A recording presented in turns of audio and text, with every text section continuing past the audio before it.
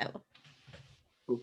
Hey guys, welcome everyone. Welcome to River's fourth CS:GO meetup. Today we'll talk about some hot topics like cheating and match fixing. With me today is joining Tomo Trec, my ex-teammate from Counter-Strike back in the days, and also a friend of mine. We have a couple of other people that might join the discussion as well during the meetup, and that's it.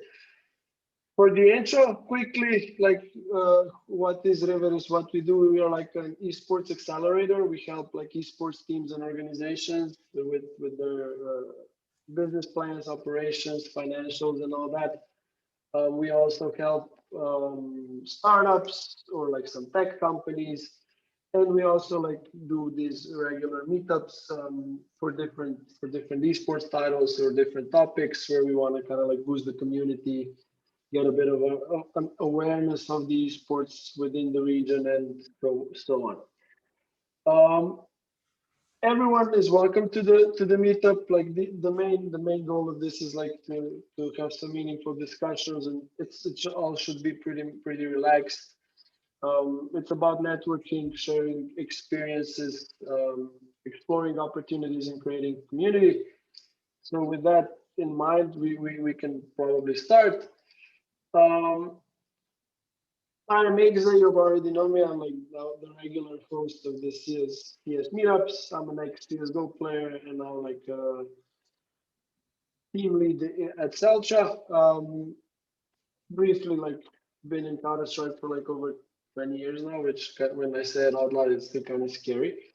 But yeah, that's it. I'll give it over to Tomo to quickly present himself, and then we can start with the topics. All right. First of all, thanks for inviting me and having me here. My name is Tomo. I go by the nickname Trec. I was active in esports from around 2000 to up to 2015-16. I mean, active, proactively working in esports. First, I started off as a player. That's when I met Exe, or like I used to call him by his nickname. And then I moved from playing Counter-Strike to writing articles, news, and organizing, managing teams, organizing tournaments, and more or less doing that not limited to Slovenia, but mostly for Slovenian scene. That was always my priority. But in StarCraft 2, from 2010 or 2012 to 2016, we had a Connecting Slovenia. Was the organization that I was part of was quite active in the whole European market. So we also try to do as much for Balkan as possible, but with, let's say, limited people, limited team, and limited finances, and life taking a turn, I became more or less an observer in the esport community, but I still try to keep in touch. Cool. Yeah, sums it up pretty nicely. Yeah, like I know Tomo was kind of like in the darker days of Counter-Strike scene in Slovenia, kind of like single-handedly dragging onwards. Helped a lot with like organizing, keeping the community alive, connecting people, and all that. So that's all great. Now to the topics, right? We have two really interesting topics today, and we can first touch on cheating. And also, like, yeah, maybe something I forgot to mention. This is like hosted during the like CS:GO meetup, but it's also like esports meetup. It was marketed as such, and like we should not necessarily just like talk exclusively about CS:GO, but we should also talk about other sports as well, right? But we can start with the case study on like CS:GO and like with the recent coaching bug, right? I don't know. Tomo, first question, like, do you think like top tier teams or players are using any sorts of like cheat, bug, or anything else that might give them a competitive edge, right? I mean, that's a hard thing to delve into, I would say. Yeah. I mean, from my experience back in the day, I would say yes. But nowadays, I don't know. I mean, the biggest tournaments that are supposed to happen on a big offline stage, I doubt anyone um, uses anything there. I mean, as far as software cheats go. But bugs, we have to set the definition of bugs first, I guess. I mean, I remember from my time, um, I don't know if you remember, but there was a small beeping sound that a player started to give out when he was hit, when he took damage, and you could exchange a sound file in the Counter-Strike folder, and that sound would be like very loud. So you could just spray the wall and you could hear him when you hit him. So you knew where he is. So is Yeah. that a cheat, or is that a bug, or is that, what is that? And soon, when a lot of players got to know about that, they not only banned, but yeah, okay, probably exploit. Yeah, that should be exploit. And when it got known on the scene, they fixed that. But my question is, how long was that happening before it got out to the general public? I'm not also like completely sure like what's allowed on LAN tournaments and whatnot, but I assume like players are not allowed to use any of their configs or anything. I think they should just they must use the settings that are available in CS and that's it. Or is that not the case? Players bring their own configurations, their own mouses, and their own. Yeah, the mouses, yeah, but like, do they also bring the config.cfg file? Yes. Like they can do that. Yes, they need to bring every player has to bring on LAN. They need to bring like a USB key that they need to give to the admin so admins can check it if everything is okay or not. They need to bring those because their configurations are on it. ESL, when I was translating the rules for HSSE, in ESL it says if you don't bring your configuration USB, you will have to play on default settings. That means none of your settings are on, you need to fix them before the match. If they found a cheat on it, that can be another problem. But usually they need to bring stuff with them, which is, it can be like hardware cheats. Apparently they have them in mouses and keyboards. I didn't know about it, but Ian Smith from ESIC talked about it, and he said that they found a lot of cheats from hardware too, like in mouses and keyboards and things like that. Software, nah. Yeah, I noticed like that. Like I remember like a couple of years ago, there was like this conspiracy theory going on the internet, like that the code zero is cheating, Flash is cheating, and there were like all these videos like, oh look, his mouse is just snapping through the wall to open opponent's head, right? But that could always well be coincidental, right? I guess we never came to the bottom of it, but like, all right, yeah, I also like trash like to our times. I remember the good old trick on Nuke, right, where you could just flash below the box on the ramp and like everything was flashed. Like that was something like. Yeah, but that was a bug, right? Yeah, that was a bug, clearly. So I think that when it at tournaments that have a big stakes, so like top of the top, the cream of the, those tournaments have such a high stakes that you don't really know how far they are willing to go. So I'm not really surprised that they found hardware cheats, because I would say that at the top, you gotta get there, and it's still hard to win. And some people, that comes down to personality, I would say. Some people are more susceptible to using one or the other kind of helper. One argument would be, right, like, yeah, it's top tier, right? Like nobody would dare to cheat, or like nobody would like want to jeopardize like losing his CS career or like esports career, right? But then on the other hand, like when you think about it, I don't know, like in regular sports, like top tier players in every sports got caught, right? Like in the biggest example maybe might be Lance Armstrong. Like he was the goat of cycling, like, and then like they got him, and then it was like he's maybe not that good of a guy, right? And like I don't know, I said I'm not like in it, but I honestly I wouldn't be surprised if like I don't know 5 years or 3 years down the road, right? We would actually found out that like I don't know maybe Astralis or like whoever, right? They use some competitive edge or like something, right? Um, I don't know. So Tim asked about how easy it would be to detect, and I have a follow-up question. So Lucas said about hardware cheats. What kind of cheats?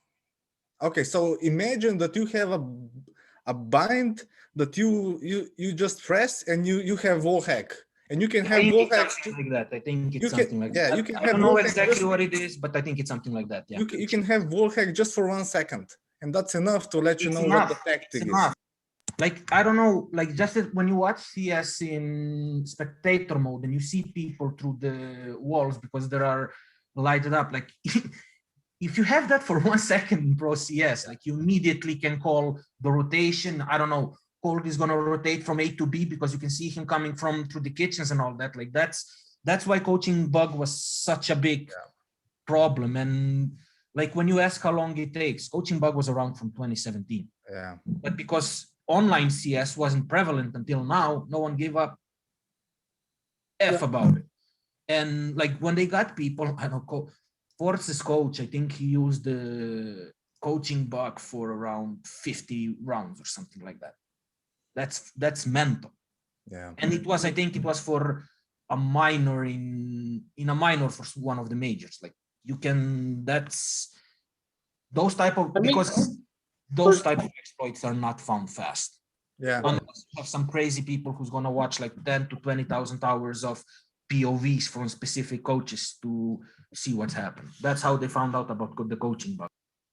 yeah, and like I totally agree here, and I imagine like I actually like a couple of years, I think it's like 5 years ago, I attended the major in ESL Cologne, and we were there, and like I don't know, I really like I can't imagine bringing a cheap software or hardware there, right? Like also to think about it, like you're on a stage, like there's always a admin behind you. Like how are you gonna turn on the wall hack, right? Like come on, maybe an aimbot every now and then you might get away with it, but like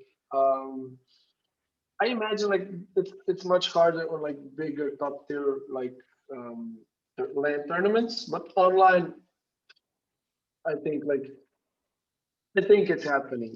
Maybe not top tier, but could happen is the first tier below, right? Also, like even top tier, like I don't know how long ago, like was but that was like already long ago when Pokey was just like banned from the live game, and it's like Valve banned his account. Yeah, And, Kali got a ban because he was cheating. yeah, Kali got a ban yeah, because he was cheating. yeah, Yeah, and there was an affair in Indian CS:GO scene as well, if I remember. Yeah, Forsaken. He was cheating on LAN. They found his Yeah. cheats on LAN on a tournament. He named them word.exe or something stupid like that and tried to delete them in front of the admins. But it's just not just like just that, like guys like Edward Zeus and the 1.6 Navi team, when they didn't feel like coming to the tournament on time or they felt like they need to get an edge, they get late to the tournament or they just hit the PC, so the PC stopped working and they said, we can't play on this. And because they were by far the best team and the most successful team, admins usually just said, yeah, okay, we're going to fix it. You can play in like half an hour. They did those things and they're still doing those things. Like you might not call it cheating, but abuse of the admins is huge. Yeah. Because and you can go against it. Like MIBR was attacking an admin because they wanted to replay a round against Furial, I don't know who it was, after because one of the players crashed, but the player crashed after the damage was done. So there was no need to replay the round, but they were so forceful, and because Fallen is a bigger star than Art, they got their way. The admin asked Fury if they want to replay the round. They said yes because they didn't know what else to say. Yeah, that's getting an edge on a maybe not the more sportsmanship manner, but same Yeah, happened in the NBA when Jason Kidd, as a coach, threw some water on the field just to get a timeout when he was out of them. So I don't know how to really root that out. People will yeah, always find and seek and find the edge. yep. Um, do we believe this is now like that this might become even that might even like increase the usage of such tricks now that like due to COVID, like everything's held online? Like, do you think this is on the rise and like it's happening on the back and we don't know and we might know it later? I think like now we have like perfect conditions, right? Like all big major tournaments for big monies are held online. Like I don't know how you can go and check.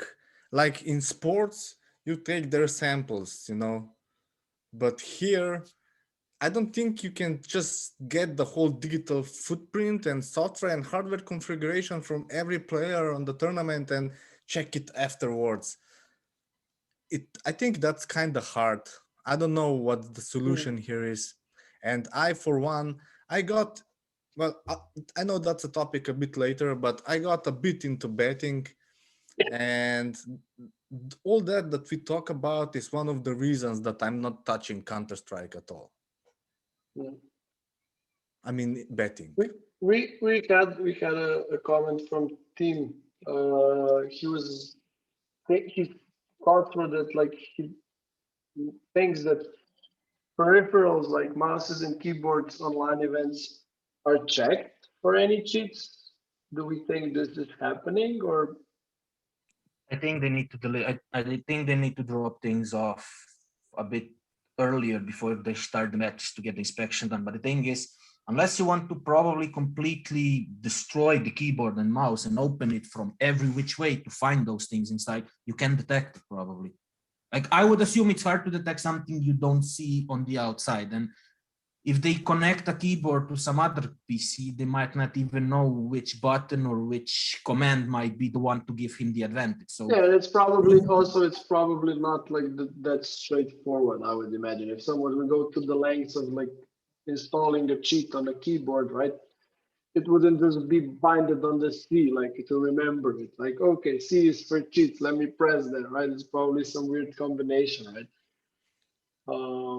But yeah, like I think maybe that's like a mouse and cat game. So yeah, when the cheat detection will get better, but the ways to cheat, the creativity might stay ahead, because it's hard to prevent something that you don't know of, but it's yeah, easy to try to go around something that already exists. So like VATS and other cheating that was a program back in vanilla Counter-Strike. It's easy to go. I mean, it's easier to go around something that is out there than to prevent something that's not. and that was actually like my next topic, bit or not topic, but like question, right? Because with every cheat or like with every sports, like drugs and cheatings are always ahead of like prevention and detection, right? Like you're always like finding the bad guys for the past, right? Because if you had everything prevented, then this would not happen, right? But because and it's the same with like computer viruses and like hackers are like way ahead, and then like antivirus programs kind of like deliver the security measures, right? But yeah, like I see the good. problem in game developers because their anti cheats don't work. Like CS anti cheat doesn't work properly because you still have a lot of Russians and a lot of other people screaming "Suka blyat rush B" on matchmaking while they have aimbots on. Same thing is in Valorant. I'm not even going to talk about Call of Duty, which doesn't even have an anti cheat. So until game developers stop just banning people, veg banning them for forever, and just uh, fix their game cheat and make sure they have a proper cheating program installed in their games, Until then, the cheats in game won't change, because it's easier to cheat than to get caught, like you guys said, because no one checks properly. Like I know in CS, you can clearly see in matchmaking who's cheating, who's not, if you play against someone. Because Yeah, but even like game developers, they can probably do like a big chunk of it, right? But then like hackers will still find a way to overcome it. I see it that way. Like they will find a way, and like when they'll find a way, like the game developers will again like need some time to develop something against it, right? I mean, Um, game developer needs to get involved. Valve isn't involved. yeah, Valve does is just that's for sure. backbend someone for 50 years and that's it. They don't fix the issue, they just get away from it. That's why cheating and everything else is so prevalent, because people don't get this interested in it, because they know, if I get caught, I'm just gonna get banned, but I'll create a Yeah, new and it's like again. I would argue here that like what esports is maybe missing at like early stages of like someone's career, right? There's like some regulation, right, and some like identification, right? Like you can't just be Igze in 2021 and like do cheats, and then like in 2022 you create a new nickname called Executor, and you go do it all over again. Now this time without cheats, and like in 3 years time you're a pro player, right? I think that this like I think all like, but then again like this is a bigger question, right? But Yeah. I'm pretty sure like you should have some sort of like additional identification than just like email address and like buy a game for $5 and then just go download some cheats and you have fun with it, right? Like if I think the problem is that esport is not there yet from the eyes of the whole community. So it's not really taken, let's say, as seriously as maybe soccer or football or whatever. Especially when young children or teenagers are considered from their parents. You know, they want you to be a good, successful sportsman, but no parents. Maybe now that guys of my age that um, lived with the computer. I mean, you know, from the start, played the game, saw the community, did some work. Maybe my generation will be more. Um, will see more potential in esports, but there are a lot of things to fix, or to at least not maybe fix, but regulate. Um, and in that yes, I see. I mean, okay, they're doing what they can, but I don't know.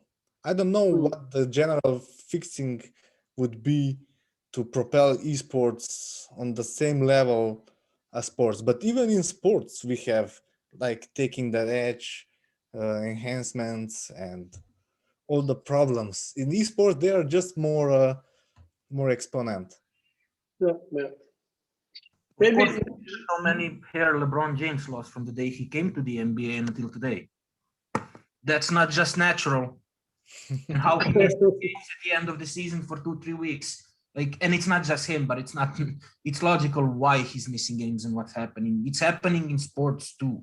But the issue yeah, with CS is Valve doesn't know what to do and doesn't do anything. All they do is just ban you forever. If you guys don't know the case of Yampi, check it out. One of the brightest players from Finland and from European CS is now playing Valorant because he got banned when he was 12, when he gave his account to his friend who used some cheats. One time, banned forever.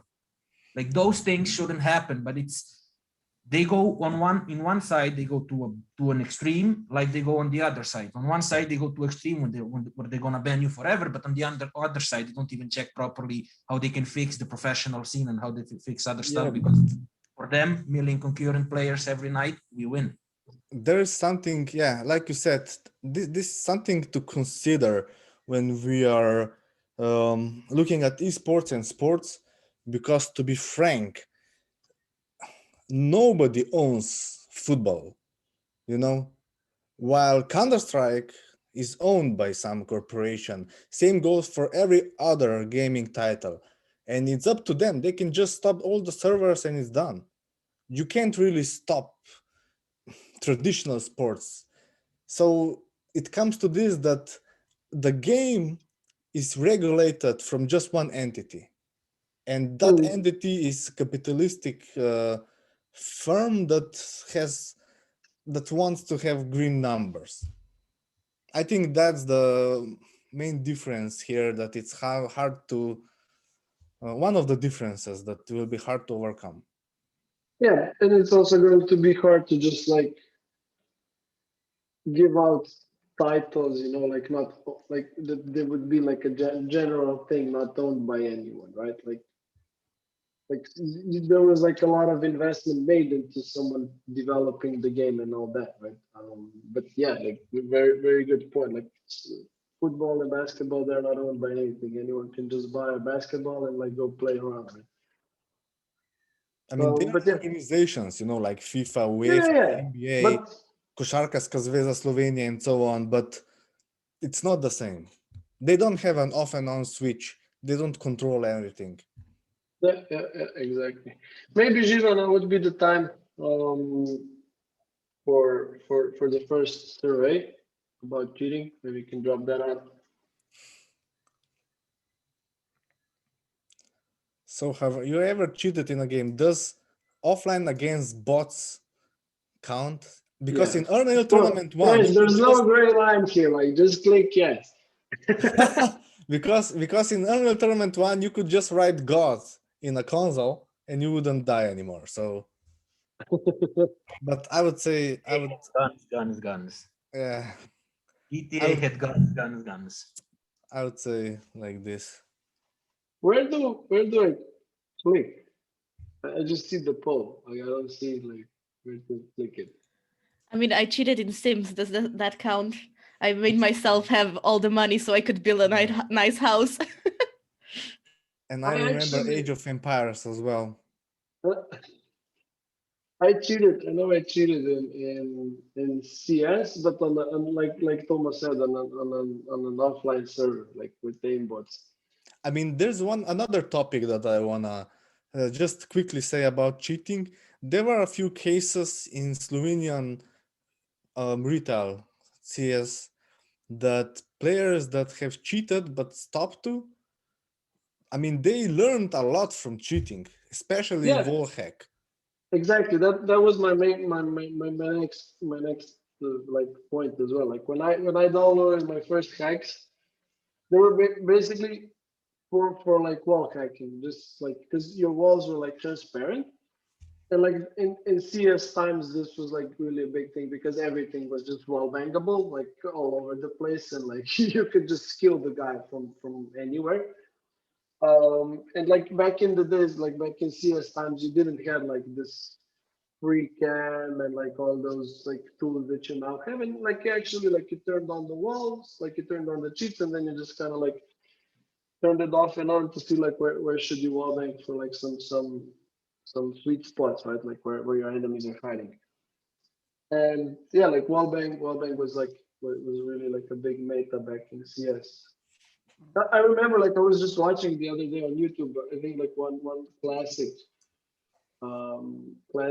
CS match between I don't know that time was Fnatic and I don't know some other team where like Forest and Gatright were playing, and I just yeah, and then they just scroll through it, and like every single round it started on nuke. Like four guys jumped on the roof at the nuke and right and just started wall banging the shit out of it. Right, that was like every single round. I was like, oh shit, yeah, that was CS back in the day.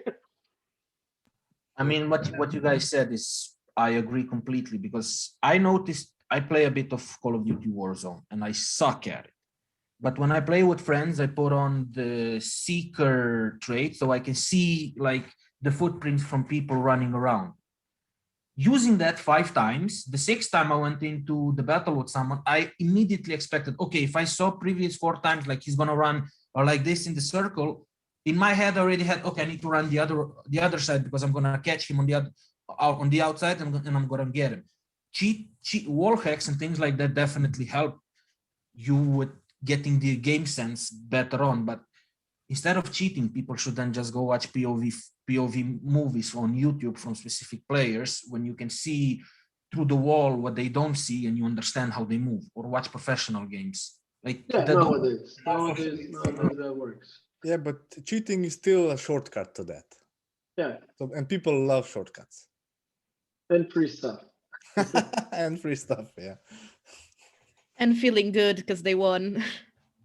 And that's also true.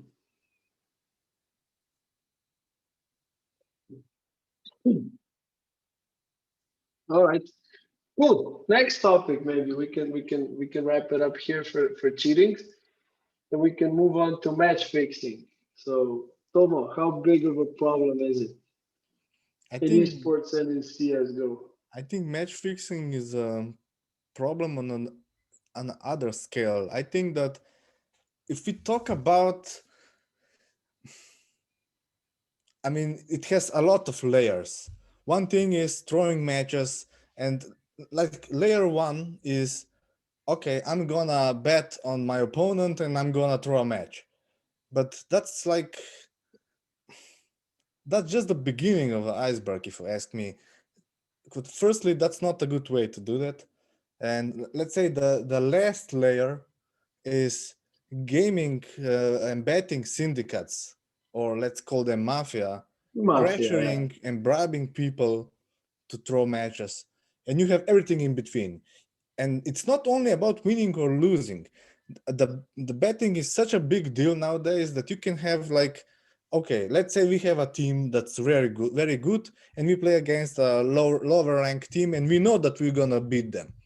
But we can just like lose both pistol rounds, and maybe throw one round again and just bet on the spread. We don't have to lose. We just make it look like they have a great day and that they prepared on us very good, and we had a bad day. Yeah. So like you said, like general match fixing is just like, or just like throwing a match is the tip of an iceberg. And like at some point, right, like betting industry is trying to prevent it, right? On the other hand, they're just creating more possibilities for it by creating more betting markets, because they want bookmakers, right? They want people to bet on every single possible thing. And like you said, you can also like nowadays in esports, you can also rank who's going to win the pistol round, right? Yeah. If you know you're that good, you can just throw that one, right? Yeah. And that's it. Like it's the same. It's the same in soccer, right? Like you can bet on how many corner kicks will be there, or fouls, or offside, right? Like you can just, I don't know, or how many throw-ins, right? You can just miss passes, throw it to like out of bounds, right? Then like you can get some money for it, right? That's one thing. Like I listened a lot of Richard Lewis and those type of investigative journalists regarding this topic, and it's totally different depending on where you live, actually, or what the region you come from. Like in NA, from what I understood, kids are mostly greedy and want money. They are stupid and they don't understand how easy they can get caught, and they got caught very easily because some people were even using like their family members' names and credit cards to bet on their own games. Most of those kids were already caught on TeamSpeak, on Discord, when they talked about it. But apparently in Asia, especially in China, mafia is involved. And I heard like, I don't know, maybe check the interview Declan Hill and Richard Lewis had where they talk about it. Like he said that there are actually situations where in China or in Asia, they'll come to your home with a gun and tell you, dude, you need to throw this match. Or at start, they'll just come, look, I'll help you here. Sooner or later, they'll come with a gun to you, like, dude, you need to throw this match or we're done. So I don't want to like now come out as a like entity of knowledge here, or like some sort of like imposter, or like someone that knows everything. But like I can tell a quick story, right? Like I was, for like many of you don't know, like I worked in Germany for like 5 years or so ago for a company called Sportradar, and they're like the data provider for bookmakers, right? And I was there working at operations, and like I was in the core of like the betting industry. And we actually, like Sportradar actually was starting to develop a sort of like fraud prevention or fraud detection systems where like bookies would be able to see like which matches are fixed and so on, right? And like we had like I was part of that team as well. So we actually had a, like a not a knowledge share, but like maybe let's call it a course, right? Where we went a little bit in depth with this. And like in regular sports, like you said, what's happening, right? Like ma- actually, like it's that's serious, right? Like Tomo said, mafia is involved in this, right? They and like in regular sports, right? Like this guys, they're I'm not sure how they're called. They're not probably called fixers, right? But they're like recruiters, maybe let's call them like that. They actually come to like local like junior matches, right? Where kids like I don't know 10, 12, 15 years old are playing, right? And like it's a long term process. It's not just like coming there and like giving him money. Like this guy comes to the games and like then like a couple he picks the guy, right, who thinks he's the most vulnerable, or like you throw a match or like does the do the most impact. And they actually say, look, like, oh man, I'm this and that, like I'm John from like blah blah blah. I'm an agent, like you did really good today, like I like this. And he does this, like gets to the guy, he compliments him like a couple of times. And then like after two or three, four, five, right, he starts like, oh man, today was really great match. Like here, like I'll give you like $100, right? And like it starts that way, and like then they give them money, and then like I don't know, a week or two or maybe a month later, he just comes by and said, "Look, you know, we're in a bit of a trouble. Like what? Like and like I did a couple of favors for you. Could you maybe just I don't know slip one goal maybe next game, right?" And if the guy says no, right, they just plainly threaten him, like, but I know your mom, right? She's coming here to pick you, like with that Audi silver, like you don't want something to happen to her and stuff like that. And that's how it's done. Like and they start young and they start actually like recruiting the players and they throw matches this way, right? Um and like you said, they start early, it's mafia, and like why mafia is involved in this, right? Because they figured out that instead of like old school like robbery like mafia business, right, robberies and stuff like that, that's way more riskier than just like match fixing, right? And that's they're going into this direction as well, right? And the second thing, like how the industry is fighting against it, right, is that um, usually, right, you see when a match is going to be fixed when you start seeing disproportionate uh, bet on a particular market, right? And like Sportradar and bookies are keeping all of this, right? They have huge analytic systems behind them, like crazy amount of data and all of that, right? And like they have some alerts ingrained in their systems, basically, right? So when they see, I don't know, Maribor Bravo, for example, like first league Slovenian match, and then they see like disproportionate like spike in like bets waged for Bravo, for example, right? Or that Bravo will like let's say the popular betting markets are right, Bravo to win the first half and then Maribor to win the second, right?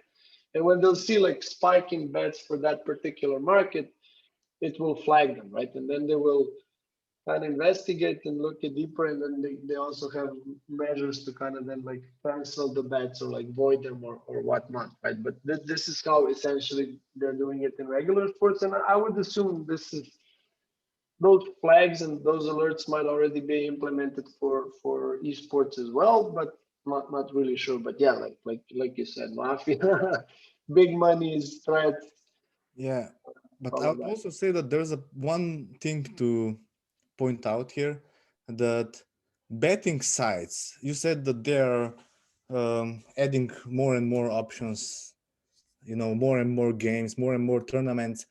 In the end, betting sites are businesses.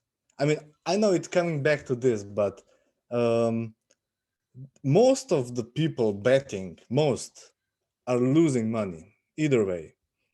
So Yeah. so we come to the conclusion that I think that if they step back and just look at the whole picture, they maybe even don't really care that much. Sure, there might be some guy that, I mean, I don't know, gets a few thousands on a match fix, but he'll get banned from the site. I mean, believe me, if you do good, you get banned from the sites, more or less. Yeah. The problem is underground betting scene, which is even more hard to get into. And I also had one experience in StarCraft 2 with not really doing that, or just being unconsciously somehow connected to the whole thing. There was this guy. I mean, I know this is not a story about Counter-Strike, but it's in gaming, so it Totally and fine. also it's like 6-7 years back, so it's not something that I would not disclose. You can even search for it on Team Liquid and so on. This is something that really happened. So there was this Korean guy that used to look for mid-tier organizers, which included us, and he went through all of them, and he gave a prize money and got Korean players just so that betting sites, smaller betting sites back in the day, would pick up the tournament. And he also had an underground betting scene. So most of the StarCraft 2 organizers had a contact with him. We don't know its name. We just know that our organization did one tournament for him as well, not knowing that, of course. But the thing is that he just wanted to have a live feed. So he was in the game when it was happening, and there was always a delay, when the stream comes. So this is not like you said, professional sports, when they get the results much faster than the TV.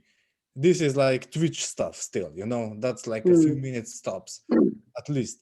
And we all know that StarCraft, or games like StarCraft, opening of the game matters a lot. You can do counter strategies. So what he did was probably also bet on the real sites, but he had an underground betting site, and he was fixing the odds. And he was getting, I don't know, maybe prosecuted from Blizzard and so on. I don't know what happened to that.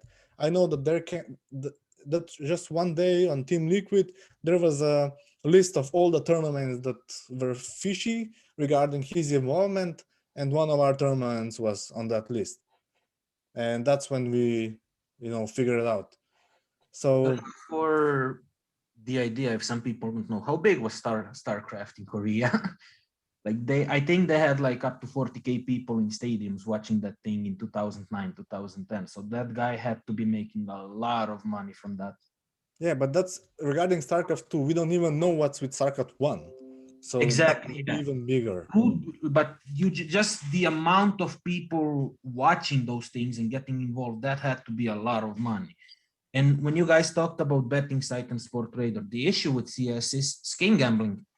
Who actually controls that? Because those are not websites where, like, skin gambling has been a problem from the beginning it came on. That's why iBuyPower got banned. You saw a lot of players actually owning their own skin gambling websites or advertising some shady ones like the ones Tim Martin and those guys had. So the issue with CS is more, like you said, underground gambling, because those kids don't bet on the main sites. They usually probably bet for skins and between themselves who can get it, or on some smaller websites. And it's becoming too big. Like, yeah, in Asia, I would say it's probably a lot of mafia and those people involved, but in NA, kids are just greedy. They are greedy. They think they're gonna make money and they're gonna leave CS and go to Valorant. And I don't know how many people are actually involved in it, but from what Louis said, who is doing the report with ESIC and is going to drop an article about it, he said it can range between, some people said between 80% to 40% of the tier 2, tier 3 scene in NA is probably involved in match fixing and gambling. Yeah. Now a lot of that is going to transform to Valorant. So in the worst case scenario, NA scene might even die when it comes to CS and Valorant for a while, because there won't be any small, lower tier players to be able to play. And I don't know if they can fix that, and I don't know how they can find and how they can find out about everything, because if I bet on skins and Valve doesn't know which website I'm actually gambling on, who's gonna find out? Unless someone tells them where it happened and how it happened. I mean, there are also other problems. Like, for one, gambling is also addictive. We know that, and I have a feeling that it might get to the point that advertising gambling sites won't be legal anymore. But there is too much money in it just because of the addictivity and Yeah, people that's losing money. the same topic as with cigarettes, right? Like Yes, everyone and knows Formula One. they're addictive and they are like bad for your health, like straightforward, like no like pushing it or anything, but like there's just so much money in it that like honestly I don't see like cigarettes going away. Like Yeah, or- but or Formula do we? One doesn't have any cigarette sponsors anymore. But they used to Yeah, have but a you lot. also have to know in Formula One, specific races had always those cigarettes banned. Like if you watch Nürburgring or some other races, you only saw like Ferrari was there having Marlboro, you only saw like those lines on it. With McLaren, instead of saying West, it says Mika or David. So it was already more developed to make sure they can ban them compared to CS. Like if you turn on right now Blast Spring Showdown, the first thing you'll see on the sponsorship is Betway and CS Money. Yeah, but I mean, it has to start with like soccer. I mean, football, and gaming will maybe follow suit, maybe not. But that's another thing to say is because betting is not. I think it's not legal. I mean, I don't know what's the problem about betting on underage kids, because some players are like 15, maybe even less years old kids, and you bet on them. So it's a whole mess of Yeah. A whole mess money, of like conflict ethics, thingy. morale. I don't know. I don't know if there's an easy fix to this, unless you just straight out ban betting. But then you get underground betting. What you would need to do, and this is the hardest part to do, is smack those players around. The orgs that represent those players. So I don't know, you play for Team X, you play tier 2, tier 3 scene, your coach, your general manager, or if you don't have a general manager because it's a low level team, your owner should be the one telling you and should be the one around you telling you, dude, do not bet, do not do those type of things. Because even now that FBI is getting involved, I doubt it will change a lot. I doubt it would make any changes, because even when I Buy Power got banned, those were 4 of the best players NA had. No one cared. Everything continued. Those guys bet only on one game. They got lifetime bans from Valve sponsored events. No one cared. Like literally no one cared. All they said is the person who exposed them is an idiot because they exposed Brax and Steel. But those guys were betting on a game. They match fixed a game to lose it. It wasn't an important game, but they still did it. No one, like, they cared that those players are not playing, not that they were betting, which I think mindset and people around those kids need to be different. And then doesn't come down just down to parents. Like, I know I was playing basketball. My coach at 16 years old, he was telling me, don't do this, don't do that. Don't be an idiot. Don't go out. Don't drink alcohol. Like, you're 16, Like things like that. you should try to prevent these things as much as possible, right? Just because there's integrity of sports in question, right? Like if once I don't know, like it happened the same. Maybe the cycling was the most prevalent example, right? Like a few years back, right? When like the doping scandals were just coming out, right? Like back and forth, and everyone was just starting like, I should even watch this. There's just like a bunch of drug addicts like riding the bike, right? nowadays, again, like it's fun. They needed quite some time to kind of like rebuild the image and like all that, and now it's again like going nicely, right? And it's all nice and well. But I don't know, like with cycling, I'm always afraid, like because it's no fun now for us Slovenians, right? But like maybe in like a couple of years, we will all be, oh shit, that Roglic, oh fuck, Pogacar, damn it. You really, guys, you really had to do it, right? And like you need to have that, like you need to have clean sports, because otherwise, like it's just gonna be you're gonna end up robots competing against robots, and then that's not gonna be fun anymore, right?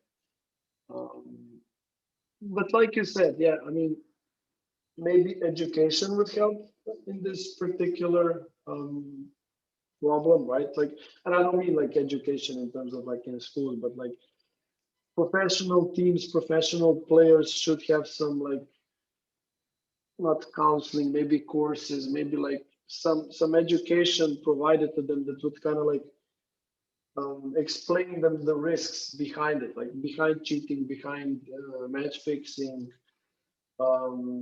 behind everything, and behind all of those things, right? Yeah, but Um, we have to get there. And yeah, getting there might be a problem if you can't bet your, I mean, okay, maybe bet is not the best word here, but if you can't depend on, I don't know, one game to survive and to enable you get money for whole your life. So imagine trying to go pro and your game dies. Sure, you can pick up another game, but I think that there are some fundamental issues that have to be resolved with gaming, with betting, and betting in gaming. And I don't know, I didn't think about that much, but I don't know if there's an easy fix. I don't know if there is one. yeah, like depends.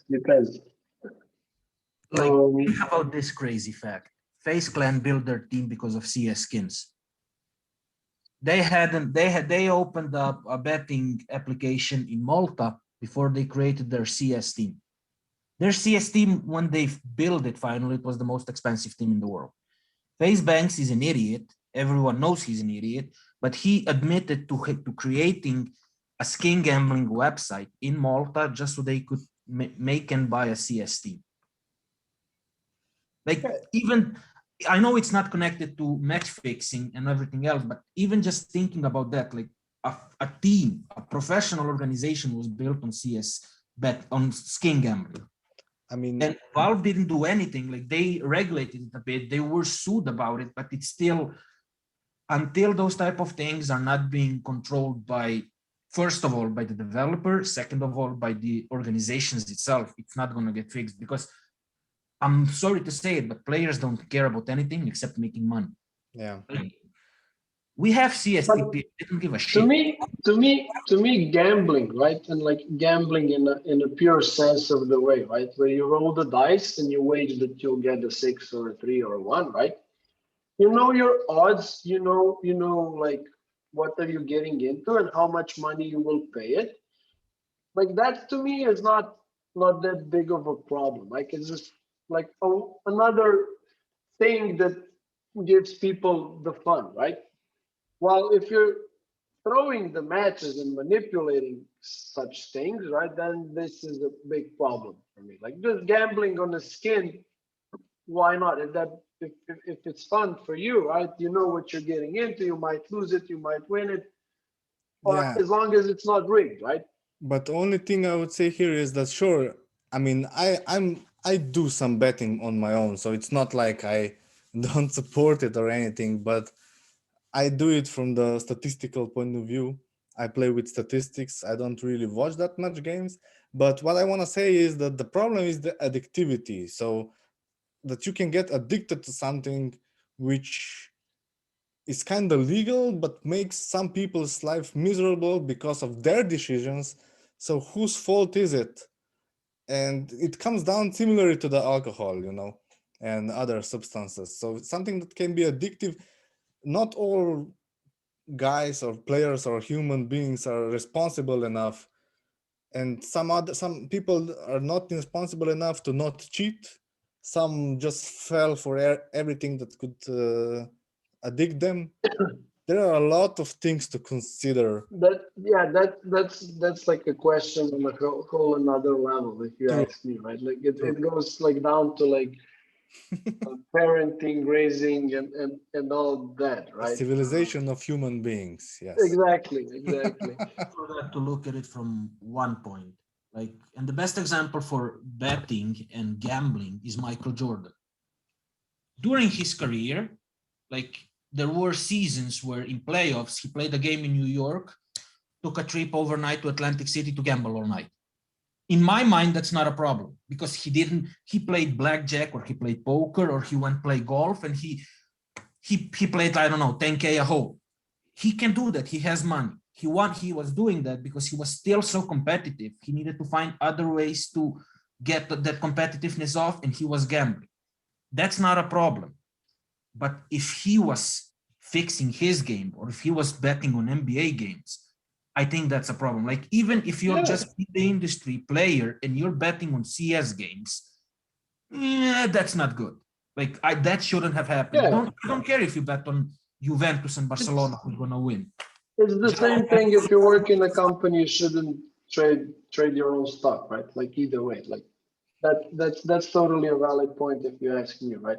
But like the way I see it, right? For me, like Tretch, you mentioned, right? Like addictive stuff, but I think like you said, human civilization. I think like the developments in like people's psychology went too far too quickly because now like they know a lot about like how our brains work, and like some companies, corporations are just trying to exploit this. And like, but like this is, you have such traps every step of the way in every circle of life. Like you have it with like crypto, you can name Facebook, social media, you can name get rich quick schemes, Ponzi schemes, self-help programs on YouTube, right? Become a successful entrepreneur, trading stocks, whatnot, right? And all of those are on the same principle, right? They're offering something to people that they're looking for.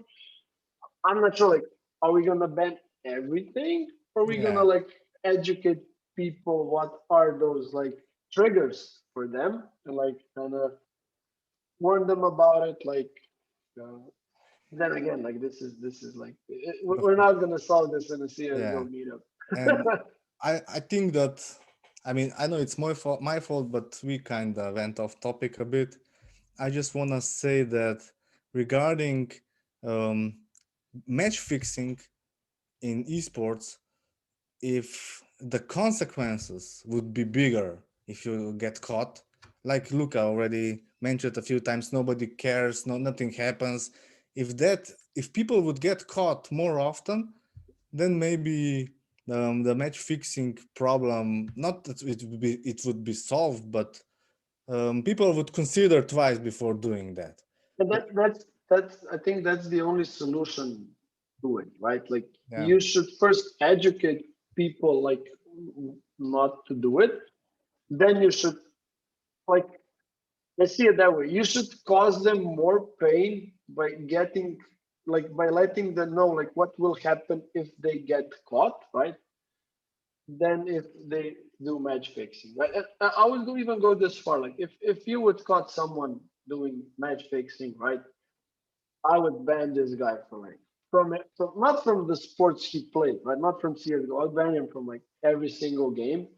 I would also even go that far, like, no, you're banned from Twitch. You're not allowed to stream. Like, you're not allowed to get revenue if you were like, and stuff like that, right? But then again, right, it's happening the same in politics, right? yeah. Politicians are doing crazy stuff. They steal, they cheat, they get away with it, and like, and then they just kind of, all right, I'll resign, and then like, I don't know, a few years later, right, everything's like, oh, look, I'm back.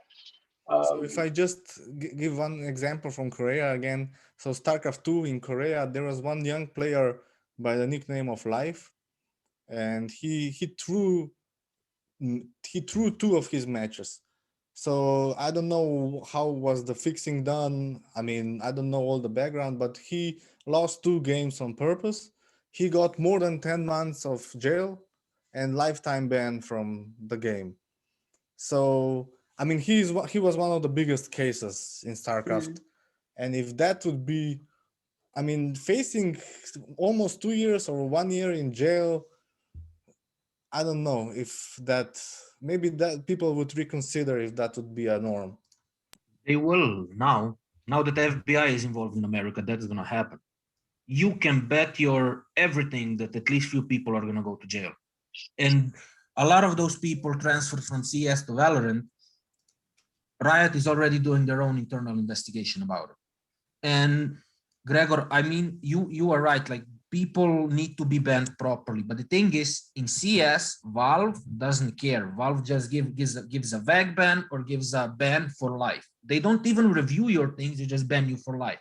But the problem is, as you said, it isn't checked enough.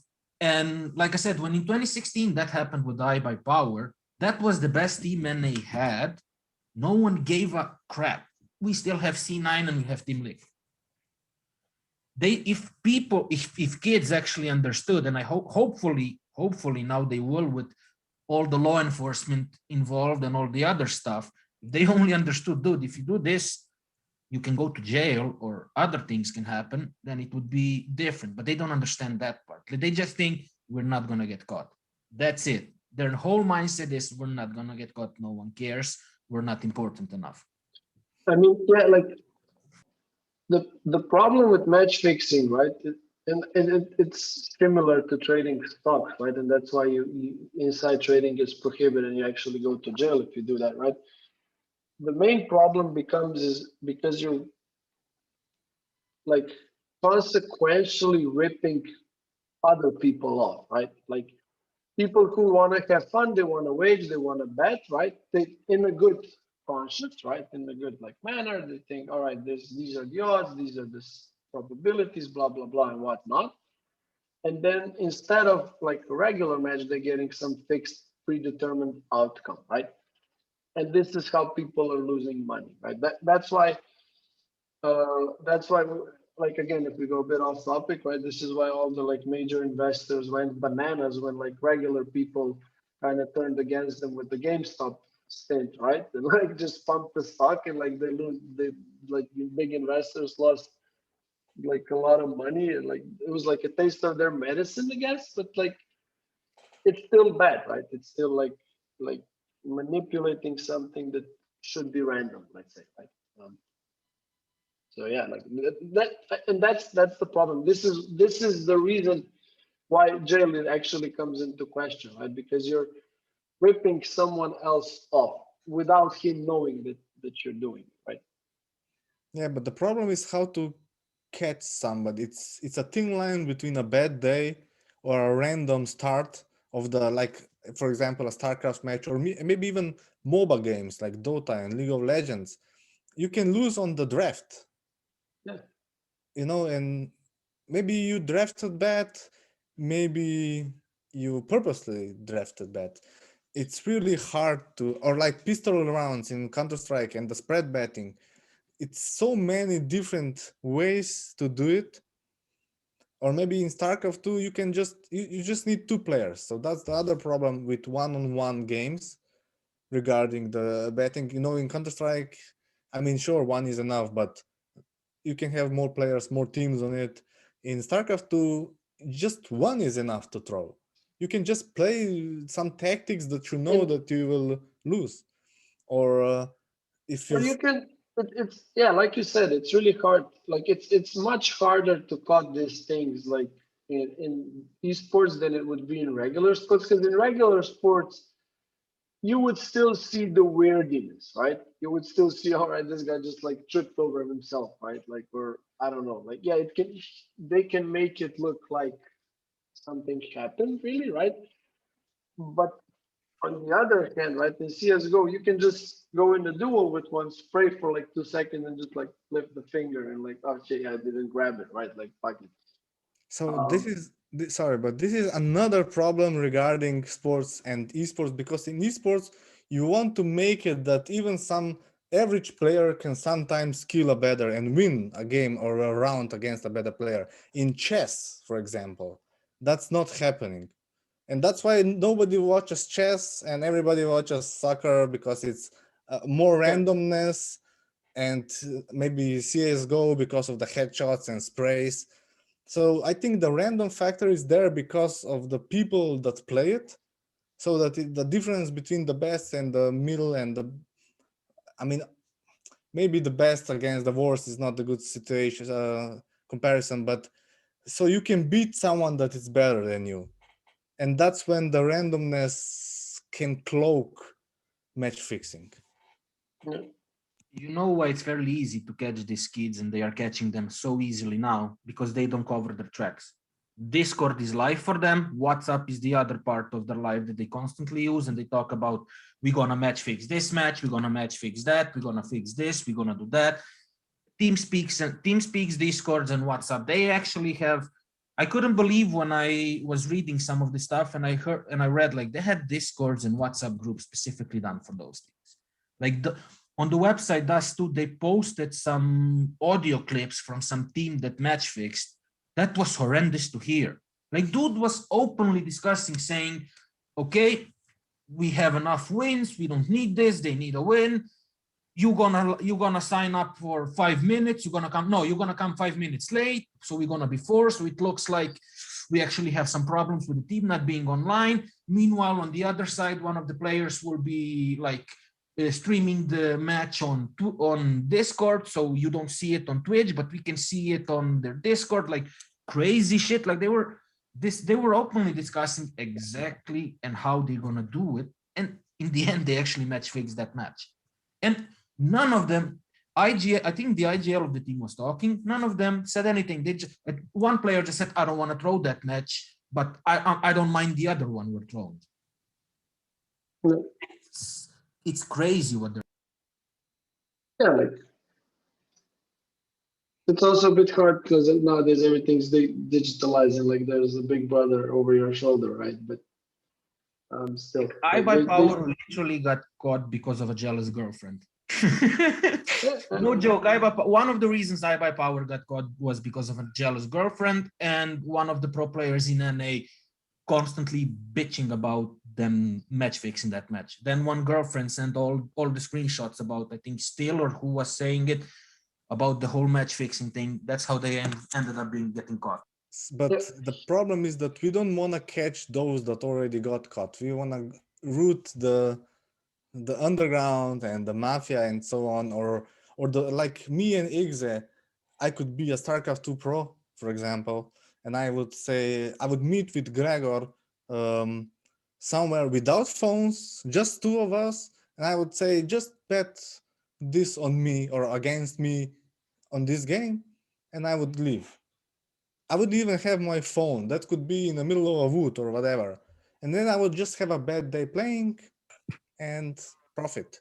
But you are smart. If I was cheating, I would do exactly what you said. I mean, I'm not trying to joke here. Like it makes the most sense what you are saying. We meet up at night or wherever when no one can see us. We discuss everything, we do it.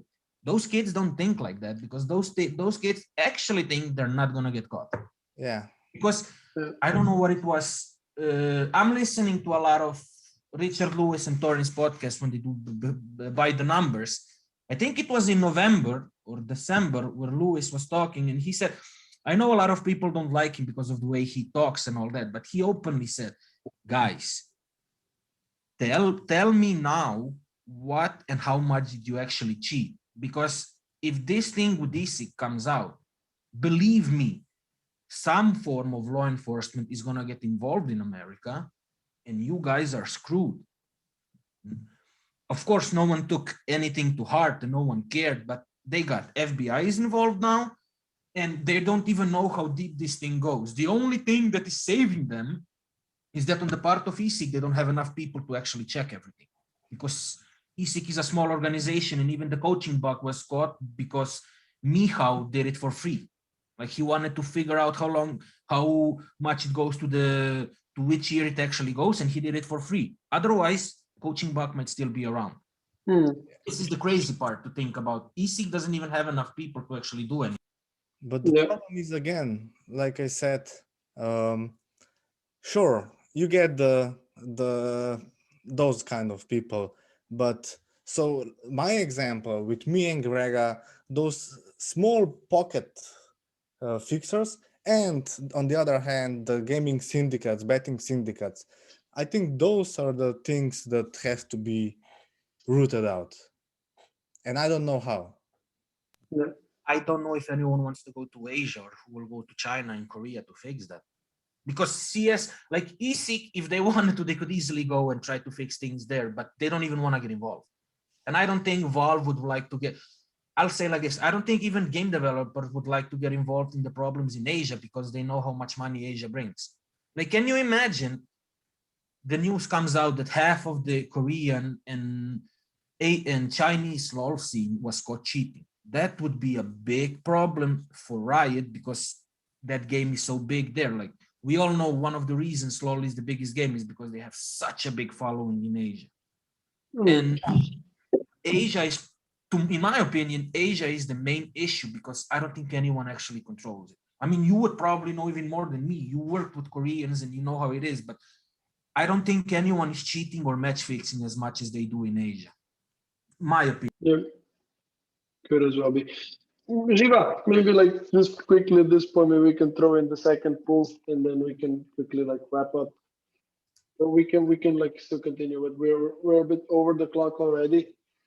If you guys have time, feel free. we can continue.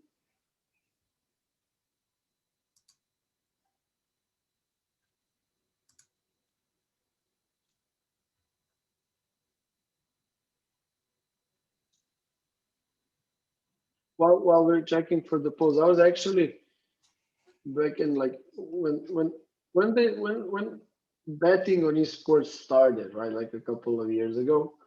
I was actually like, yeah, I knew esports. I played it. Like, I'm gonna throw in like $100 and I'm gonna like win something because like I know Nip will trash everyone, and then like it wasn't that simple. Yeah, I You went were with betting on Nip when it was Nip Magic, not Uh, Nip 87 and 0. Well, Nip Magic still won some stuff. like Thomas said, right? I think the actual or like close to actual number is like 98% of the people lose money on betting. I yeah. think it's that high. So 98 people lose money, Yeah, one so and a you half, and me win, and that's it. 1.5% stay on the zero, and 0.5 win money.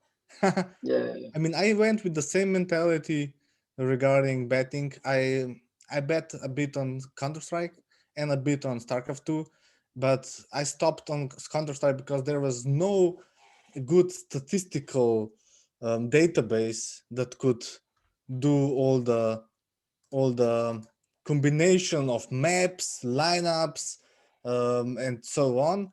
And I also bet a bit on StarCraft. There it was kind of easier, but the odds on the betting side were all figured out. So from that point of view, I stopped betting on esports.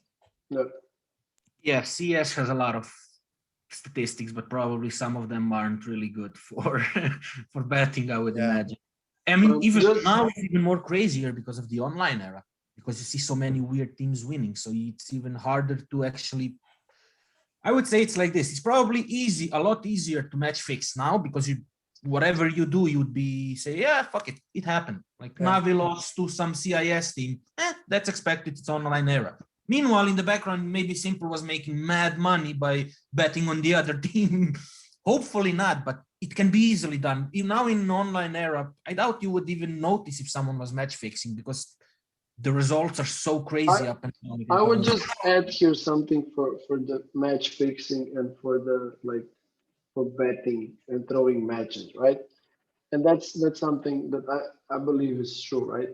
The higher the tier, less of this is happening, right? Just because like Simple doesn't need money to throw a match, right? Like maybe me and Tomo could use a couple of bucks, right? If we played and we would throw a match just because like yeah, like I'm playing for free in my org, right? And like I'm not winning any tournaments recently and I need some money, right? Maybe I'll throw a match, right? And at the top level, I don't think this is happening.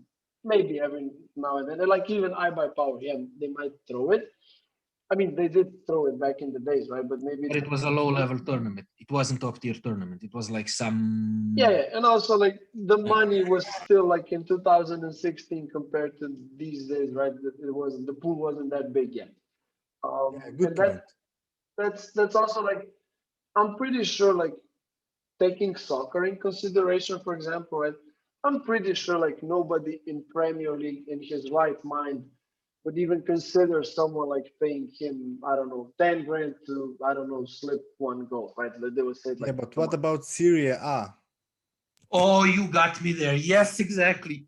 That Yeah, in Italy, I can tell you right now what they're doing. They're stealing money through. I mean, their mafia is making money through fan clubs by buying yearly tickets and selling those yearly tickets in front of the stadium for like 50 euros more.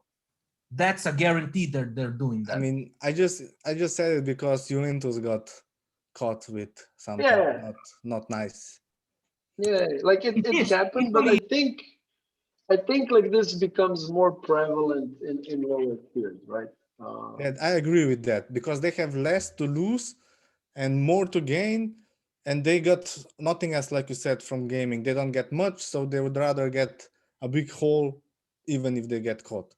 I agree with this. and also in major sports, especially the bigger ones, a lot of people have the example of how much Michael Jordan was crucified for going to Atlantic City and for having, I don't know, almost $1 million of that in golf gambling. And a lot of people know the story of Pete Rose from the Major League Baseball. He didn't even bet on his own game. He was betting on some other baseball games while he was playing for, I don't know which team exactly in a Major League Baseball.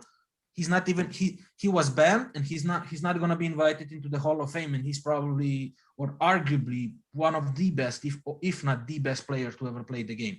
He's not even associated with Major League Baseball at all. Hmm. So Guys, sorry to interrupt. We'll just have to finish the official part, like just so we can stop the recording because we don't want to get it like too big. I think we had some great discussions, great topics. Thanks, Stretch, for joining, Luca, for your inputs, everyone else on being here. It was great. Had a lot of fun. Yeah, let's leave it at that for now. Hopefully, like things will get better, or like this will be slowly like gone. Although like not sure when and how, but like let's hope for a better future. In all sports, like not just esports. It would be nice if such things weren't happening. But yeah, it is what it is. Again, Toma, thank you very much for joining. Revelis for organizing, everyone else to contribute to the conversation. And yeah, like feel free to check Revelis social media, especially our Facebook account, where you'll be like notified to inform with all of the upcoming meetups. We'll have another CSGO meetup in like 2 months again, and we can continue discussion then. Yeah, thanks everyone again for joining. This was a fun time, and take care. Thanks.